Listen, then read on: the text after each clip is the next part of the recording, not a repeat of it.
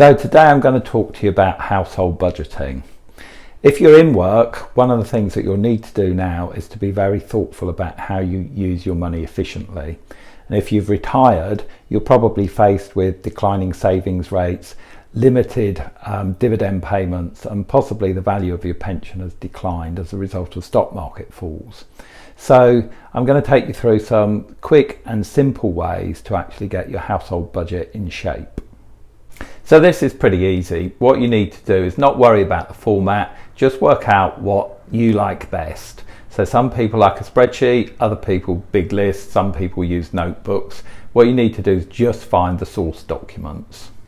Bank statements, credit card statements, store card statements. Look through at least 3 months worth of information, and if you have time, try and look through a year's.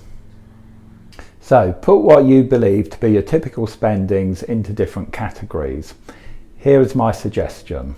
Home accommodation, that's your mortgage or your rent and your council tax. Utilities, so things like your gas and electricity bill, phone, broadband, etc. Insurance, car, home, life insurance. Transport, so your car, fuel, train tickets that you may use, etc. Food and groceries, clothes, holidays, entertainments and socialising, so things like trips to the pub, savings, and any other categories that reflect your own spending patterns. So people often ask me, how do you take account of things like ongoing cash expenditure and big bills that you maybe pay once a year? So for ongoing cash expenditure, it's important that you take a pen and paper and you make a big list of what you spend your money on, and that you keep that up to date for a little while so that you really understand where your spending patterns are and how much you're spending on what. It's important that you don't cheat with that. So some people just leave things out, so don't cheat yourself.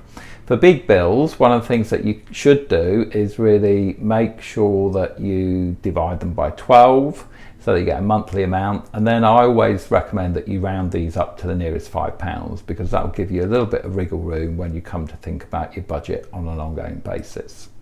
So you need to pull everything together. So things like your salary, bonus, pensions, dividends, income from any property rentals that you have, and savings interest. So unless you live alone, this really needs to be done with your partner and possibly other members of your household. So there's no point in you thinking about cutting expenditure in a particular area if that isn't something that's going to work for everybody else who will be impacted by the budget. So it's now really time to be honest with yourself and to make sure that you set a budget that delivers what you need as a family.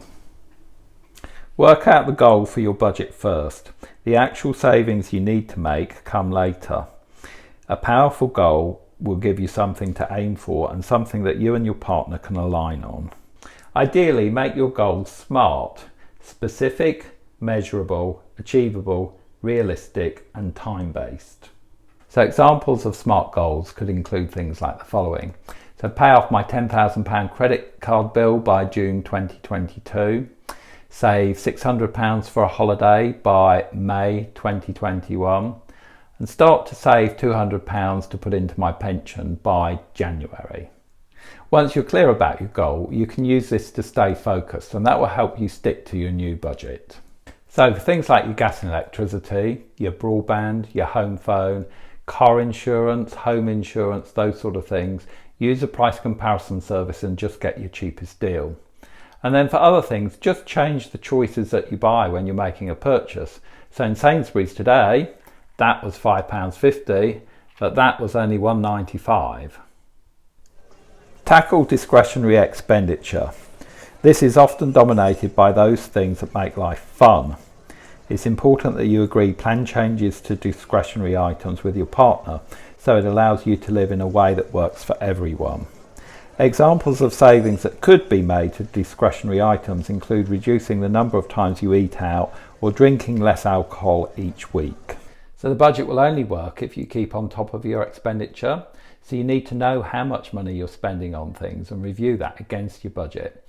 If you're overspending, you need to rein in so that you keep on top of things and on track with the goals that you've set yourself. So over time, you should get more practiced at managing your budget. So you do need to be honest with yourself and review things regularly. If you're overspending, are you overspending because you set the budget too tight and you can't possibly achieve it? Or are you overspending because you're being lax and you really need to rein yourself in? It's important that you know where you stand on these things, because that way you can make sure that you achieve the goals you really need to.